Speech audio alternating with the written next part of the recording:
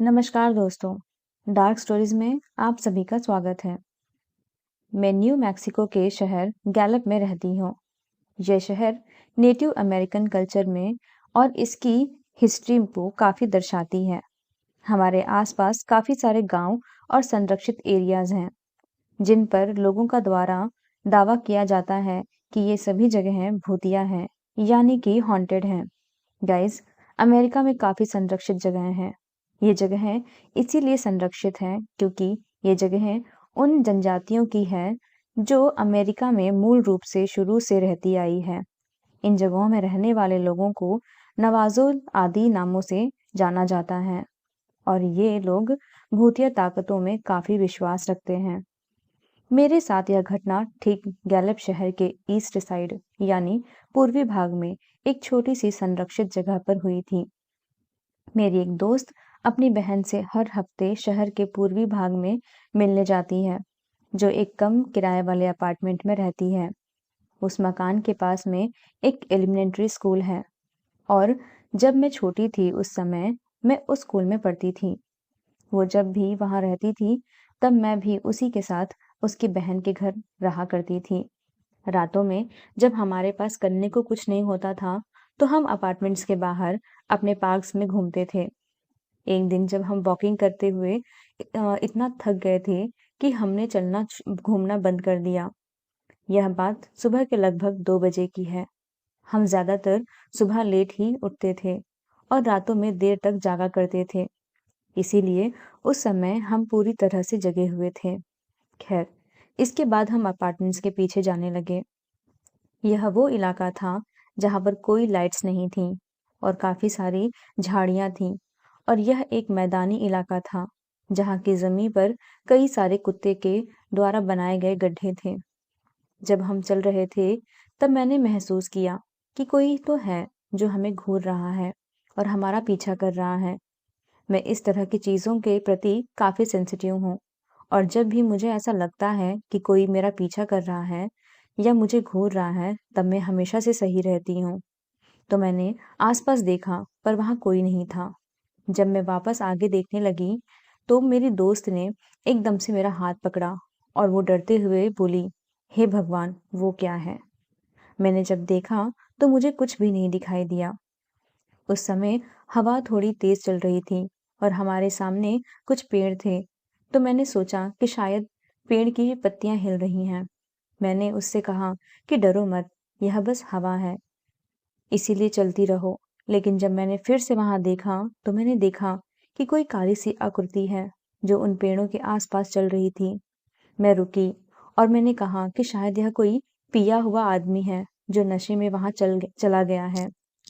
मैं अपनी दोस्त को डराना नहीं चाहती थी, इसीलिए मैंने शांति से आवाज में उससे पूछा, क्या तुम वापस घर चलना चाहती हो?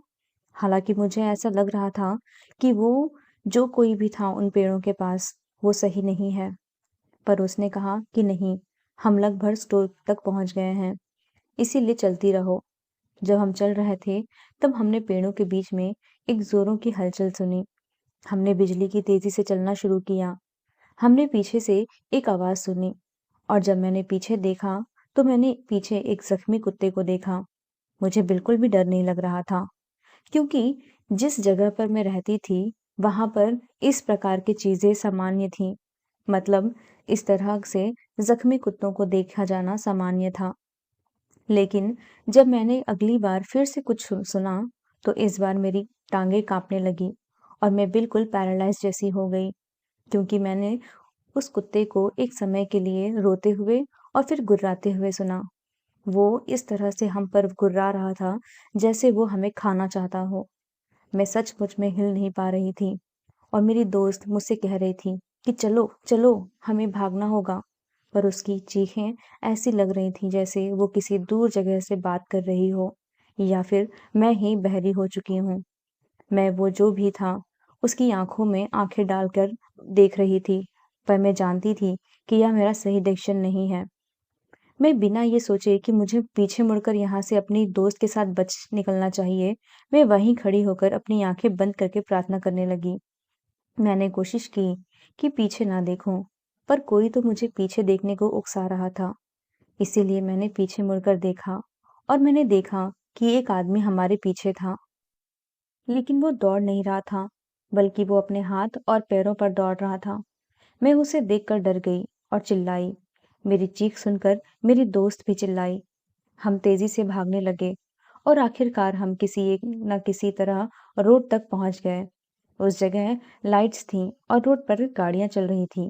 हम लगभग 7 मिनट तक दौड़ते रहे और हम थकान के मारे हांफ रहे थे। हमारा शरीर दर्द से कर रहा रहा था। हम सांस लेने के लिए थोड़ी देर रुके और जब मैंने पीछे मुड़कर देखा तो मैंने थोड़ी दूरी पर एक आदमी जैसे दिखने वाले किसी जानवर को उसी जगह पर जाते हुए देखा जहां से हम थोड़ी देर पहले भाग कर आए थे। हम उस जगह से 2 मिनट ही चले थे कि वो स्टोर आ गया जहां हम जाना चाहते थे। उस स्टोर के ओनर ने हमें अजीब नजरों से देखा और हमसे पूछा, तुम दोनों ठीक तो हो? हमने हांफते हुए कहा, हाँ, बस देर रात में थोड़ा दौड़ रहे थे।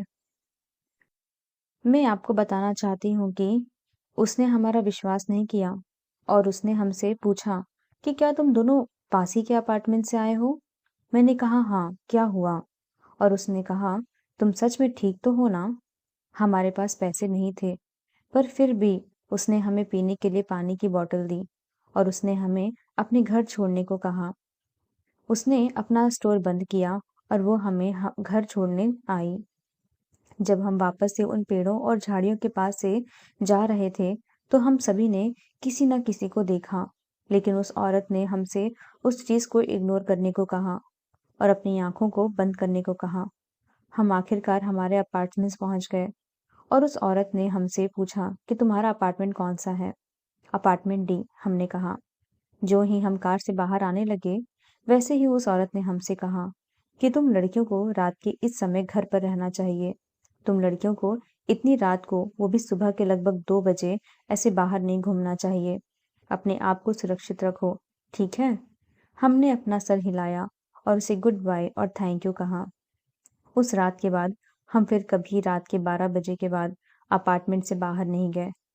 मैं उस रात को जब भी याद करती हूँ तो मैं डर के मारे कांप जाती हूँ।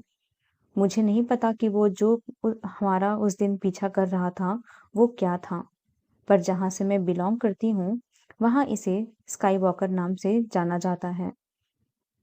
मेरी कहानी अगर आपको अच्छी लगी हो तो मेरे चैनल को लाइक और सब्सक्राइब करना ना भूलें और मेरी कहानी को शेयर भी करिएगा।